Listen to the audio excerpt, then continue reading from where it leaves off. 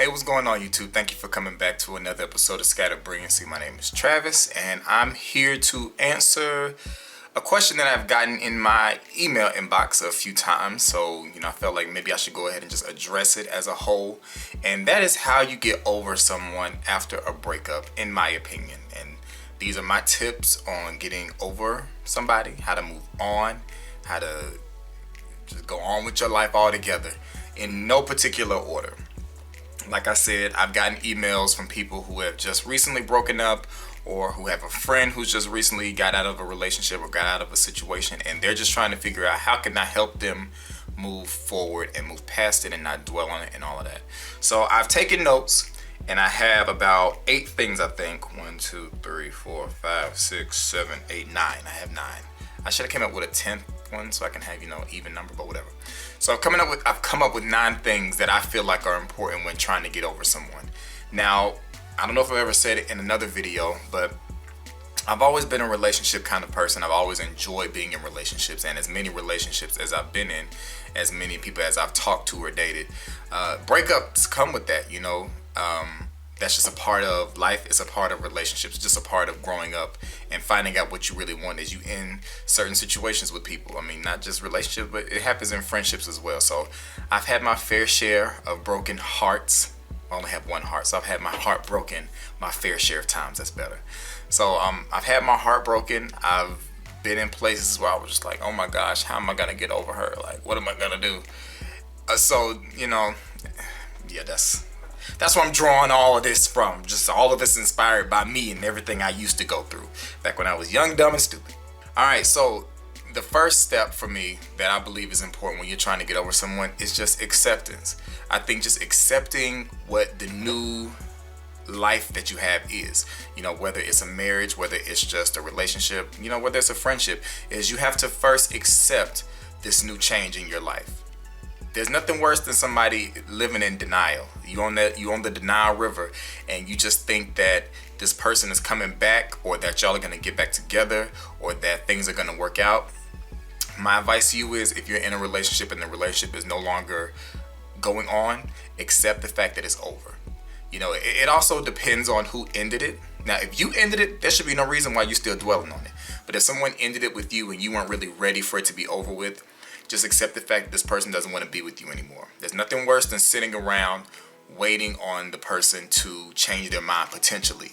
And you're living your life with what ifs. You're living your life based off of the hypothesis that maybe this person may come back, or maybe the situation may change. Just accept the situation for what it is and move on.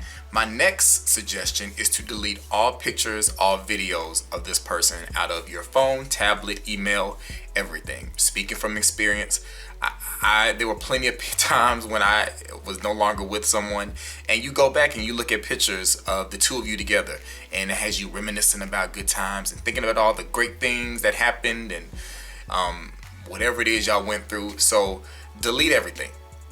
Delete the photos, delete the videos. That way you're not tempted to go back and look at them and sit there and dwell, which will essentially cause you to fall into a deeper depression, because you start thinking about all the good times that happened. So just get rid of everything. And when you have to get rid of everything, you have to get rid of everything. I'm guilty of maybe deleting stuff off social media, but I know where it is in my email.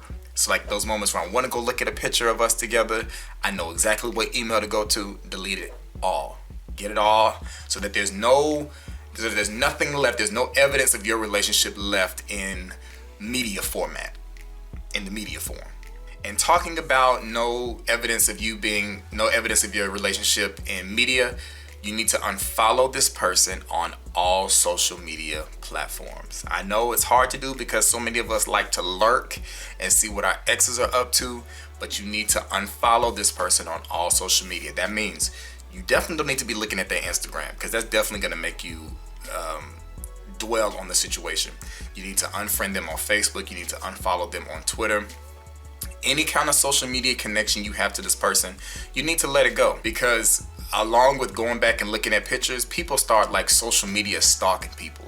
You want to see what they're doing. You want to see if they moved on with their life. You want to see if they're dating someone else. And none of that is going to benefit you in the long run of trying to get over them. There's nothing worse than feeling in your heart that you're not over someone, even though they're like way past, they're like over you, and you're not even a thought on their mind anymore, but they're still on your mind, and then you go to their social media and see them with someone else, like that, it just burns on the inside when you see your ex with someone else. So it's best to just not even let that be a temptation. Go ahead and unfollow them, and if you have to, block them, because even though if you unfollow them, their profile may still be public and you may still go look at it anyway.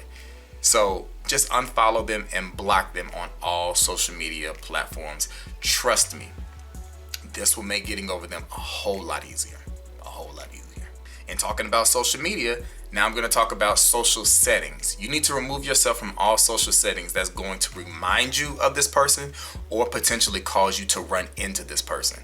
Because seeing your ex-boo with their new boo on Instagram is one thing. But seeing your ex-boo with their new boo in person, that's a whole other situation. So if you know that there's a certain bar that your ex always frequently visits, or you know where they work, don't go to any of those places. Try to keep yourself from ever seeing them again, whether it's on your phone or in person. You want to remove yourself from all settings. And if there's a group of friends that y'all have mutually, that y'all know that your ex is always with, you're going to have to distance yourself from that, because at the end of the day, you got to realize this is about you getting over them, and you don't want them to mess that up. Now, maybe after you're fully over them, you can see them again, but not when the wound is still fresh. You don't want that to happen, because I don't know, we're such visual beings that when you see an ex, it can immediately launch you into your feelings and launch you back into that space of vulnerability and make you feel all the things you felt for them before they broke up with you. So even though you can't go to the certain places that y'all used to visit together, also don't go to places that was like for y'all. Like if I had an ex and our thing was going to this certain park, I'm not gonna go there, because when I go to that park is gonna make me think of them. So stay away from those places, but you do need to get out and do something. Don't sit in the house and become a hermit. Is that the right phrase? Don't become a hermit. Don't sit at home and do anything. You need to keep busy. Find a new hobby. Find something that can occupy your time so that you don't have that idle time, because idle time is the devil, and idle mind is the devil's playground, and idle time is the worst thing to have when you're trying to get over somebody, because all it does is give you space and opportunity to just think about your ex all day long. So keep busy. Find something to do. Hang out with some friends that are not mutual. Go out, have a good time. Not to necessarily meet anyone, but just to go out and live the single life and enjoy yourself. Go to a museum. Pick up a book. Do something with your time other than sitting around thinking about your ex, because I can be willing to bet you they're not sitting around thinking about you. One thing I had to do was stay away from love songs. I was a sucker for, when I was feeling sad, I would turn on some 90s R&B. That was my thing.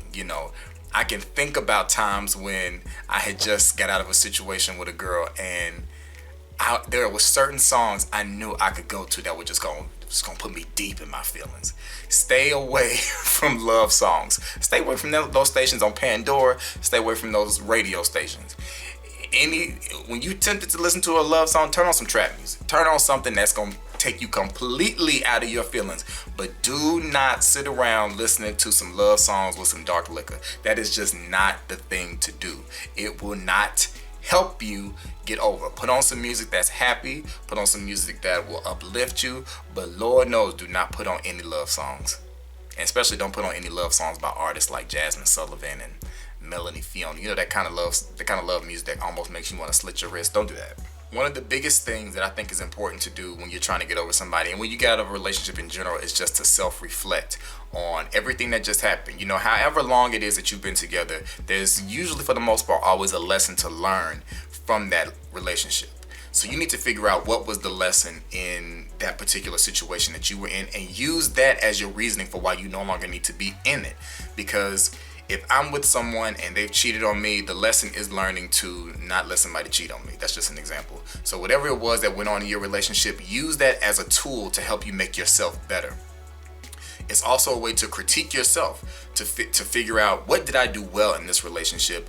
What could I have done differently? Not what could I have done differently to keep them from leaving me or to bring them back, but what could I have done differently that could maybe have made the relationship more successful? Look at how your communication skills were. Look at how your listening skills were. That's very important. So just self-reflect on the things that you did to contribute to your relationship. You can consider the good things, but you also need to consider the bad things, and you take all of that and you apply that to your next relationship. There's nothing worse than going through 5, 6, 7 relationships and you're doing the exact same thing, getting the exact same results. That doesn't make any sense. The only way to get new results is to do something different. If every one of your relationships are always ending in the same way, they're kind of always going down the same path, one or two things is happening. You're doing the same thing or you're dating the same kind of person. So you need to figure out which one it is and make those changes. Because I learned a little bit late that I have to learn about myself throughout the process of getting to know someone else. And you take that and you apply it moving forward. The stuff that I went through in my past relationships, I apply it to my marriage. Now, does that mean that it's going to make the relationship perfect or 100%? No. But it can save you some trouble from having to go through the same thing you had just went through with your ex or the ex before that, and so on and so forth. And this one is so important. So important. After you split up with someone, whether you made the decision yourself or whether they made the decision for you, do not have sexual intercourse with that person after y'all are no longer together. That is one of the worst things you can possibly do after you have gotten out of a relationship. Like I said in one of my previous videos, sex clouds judgment. And your judgment is so thrown off, especially after a breakup. I know for myself, and I can tell this story not without too many details, there was an ex that I ended things with, and we still continued to do that after we had broken up. And I saw how that was confusing her, and it was confusing me, because how is it I can say that I don't want to be with you anymore, but I still want you? That doesn't make sense. So you have to make sure that when you're out of a relationship, you are completely out of it. There's no communicating, and there's definitely no body communication going on either. That's one of the main things that messes a lot of people up, is for some reason they think that what's between their legs is going to make somebody come back, or what's between their legs is going to make somebody stay. It's not.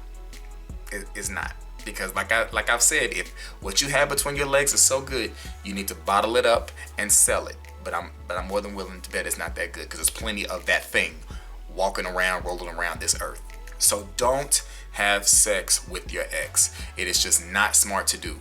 I mean, I know there are some people who have like an understanding and it's just like a cuddy buddy situation, but even still, those aren't really smart either, because at some point or another, somebody's going to end up catching feelings for the other person, and that's going to throw everything off. So do not have sex with somebody. And like I said, if you're the person who ended the relationship, you do not need to be going back to them for that. And if the person ended it with you, you need to have some self-respect to say that if you don't want all of me, you can't get a piece of me. And look at it that way. If somebody does not want 100% of you, don't sit there and give them 5% or 10%. Require the person, whomever it is that wants to be in your life, that they have to want 100% of you and not just a piece of you. And the last thing that I have written down is when you have those moments, which happen very often, especially when you're fresh out of a relationship, when you have those moments where you're sitting around and you're daydreaming and you're just thinking about that person and that relationship. In thinking about the good times, remind yourself that y'all are not together anymore, and remind yourself of what went wrong. If you're the person who ended things with your ex, remind yourself why you ended it with your ex. If you're the person who got broken up with, remind yourself that they just broke up with you. Because why would you sit around and think about somebody who's not thinking about you? Like, that's just, it's not the best thing to do. So that's just 9 things that I came up with when I was thinking about what were the things that I started to do to help me get over my exes. I know that all of it is a lot easier said than done, but I hope that one of the 9 things will come up in your mind and you'll kind of snap yourself out of falling into one of those traps.